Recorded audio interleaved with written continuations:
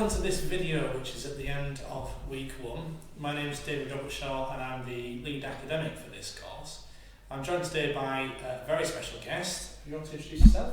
Yeah, my name is Pauline Green, and thank you very much for inviting me along. It'll be good to have a chat about this. Great, very welcome.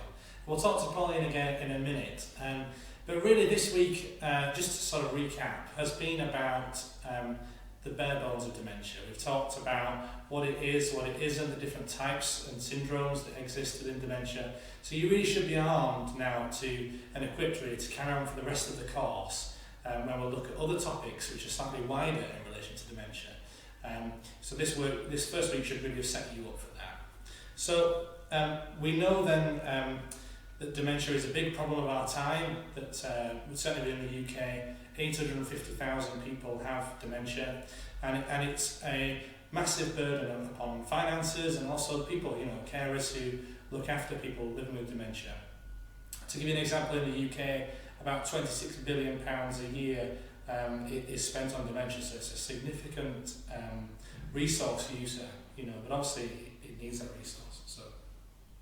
So anyway, this is the first of 6 videos.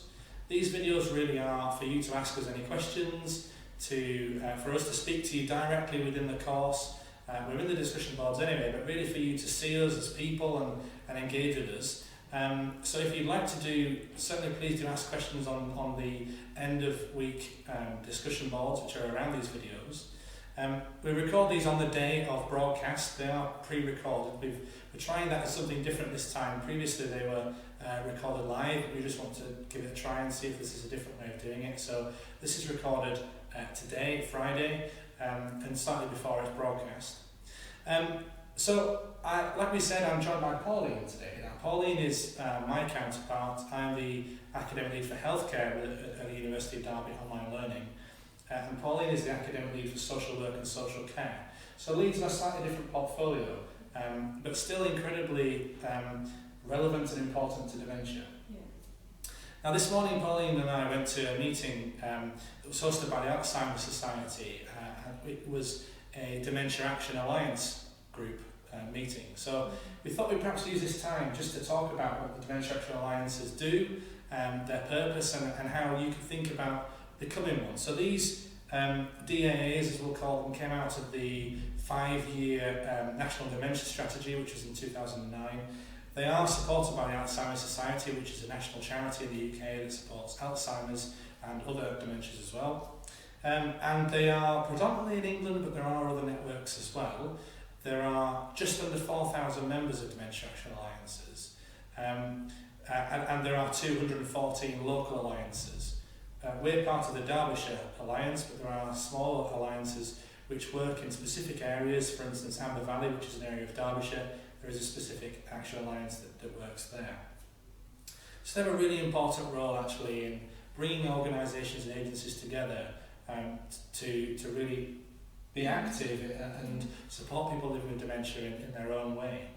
So let's have a discussion about it really, I guess. Yes, I think it was great really to be there, wasn't it? I mean, there were a lot of people there, and people, are really interested, I think, in dementia, and they want to share that knowledge. They want other people to become very aware of dementia and how that can affect people and their lives, but also carers as well. And we heard about the way the Alliance kind of works in terms of different things that people can get involved in. I think it's really important that people are aware that they can maybe become a friend, dementia friend. Yeah. So I was really interested to hear about that. I don't know how much you know about that. I'm a dementia friend. You are, yeah? I'm not actually a dementia champion, that's the next stage. Dementia Friends really is a commitment that people can make. They do a sort of a short training course. You can do it online as well if you want to do.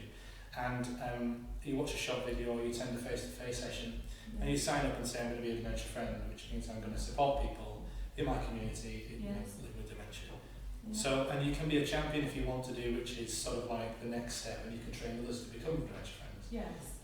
I'm thinking about doing that. I'm not a champion, but I'm a friend. So. Yeah. Well, I did look on the website, and actually it's definitely worth doing that because it's really easy to kind of navigate, easy to look at website. You can click into things, it gives you lots more information. gives you lots of information about dementia, some sort of factual information, but it does tell you all about becoming a friend.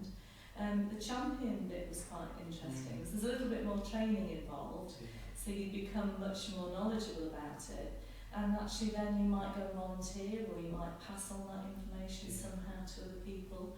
Even if it's only to some friends but it could be to a larger group of people. So, and I think organisations as well then, there's quite a bit about that. We've talked about that in the meeting this morning, but there's quite a bit more on the website about organisations actually becoming involved. And I think that's a good thing. Yeah, it is. I mean, to give you some indication of the people who were there, we were there from the university, and there was also the fire and rescue service, and there was a local hospital, city council, county council, and businesses as well. So it's a really good network of people. So, I mean, do you think networks like this are a good thing? I mean, I think they are, obviously. I think they're a really good thing, because actually they're kind of sharing their knowledge, their expertise, and it starts off quite small maybe in a meeting like that, but something they were talking about in that meeting, we then go away, don't we? We come back to the university, we're talking to each other, talking to our colleagues. We might then do something with students, and there's a conference coming up soon, so we talk about, and it spreads, doesn't it? So the word spreads really. And they're really networks of like-minded people. They are, And their central concern is people living with dementia, so everything they do is geared around those, and it was fantastic really to see everybody in the room, I think. So. Yeah, I do.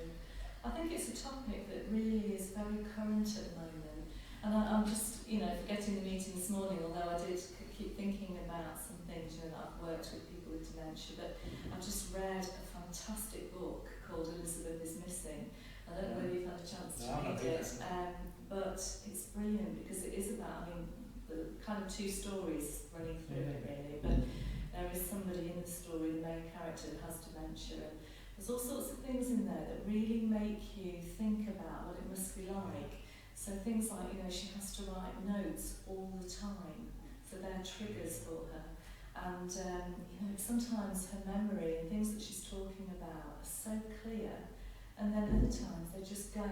So you see this person really remembering and, talking about things in a very,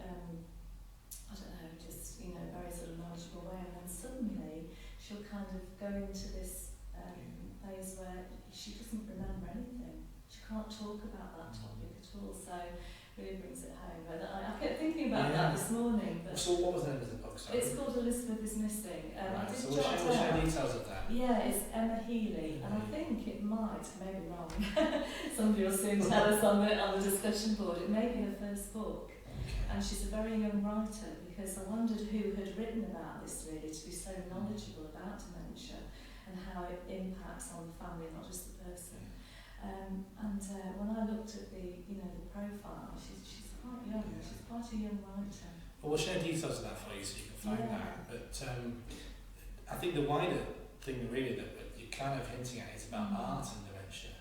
And art is an incredibly important outlet and thing for people to do. And writing and reading is important, but also poetry and music and dance. And I'm only really starting to investigate that, and I think I'm a musician myself, and I think the power of music is amazing, and so I want to kind of know more about how that can be used for people living with dementia. Well, it gets the message out, it gets people thinking, and it's about real life then, isn't it? So it's putting it in different ways. But, anyway, I think we'll probably say goodbye for now. This video will be done again next week, so if you've got any questions for us that you'd like to ask us, please do so. On the discussion bar below, or on the one for next week as well. Pauline may join me next week, maybe somebody else next week, I'm not sure. Otherwise it may just be me, but we'll see how we go. I hope you're enjoying the course so far. The next few weeks will be challenging. And now's the sort of time you might start wanting to thinking about what the assessment is for the course, and getting your badges, for each week. So thanks for joining us today, and thanks for joining us in this course. We hope you enjoy the rest of the course, and we'll see you next week.